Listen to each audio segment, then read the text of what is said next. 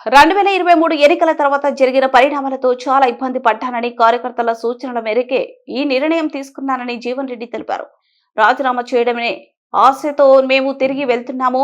TPCC అధ్యక్షుడు మహేష్ కుమార్ గౌడ్ వెళ్లగానే బయటికి వచ్చి రేపటి తన సమావేశం యథావిధిగా కొనసాగుతుందని తెలిపిన జీవన్ రెడ్డి 63 సీట్లు కాంగ్రెస్ పార్టీ గెలుచుకోవడం, ఆనాడున్న పరిస్థితుల దృష్ట్యా కొన్ని సమీకరణలు జరగడము,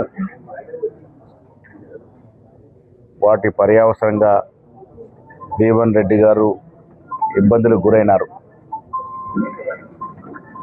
ఇంత సుదీర్ఘ అనుభవం ఉండి ఈ వయసులో కొంత బాధపడ్డాడు.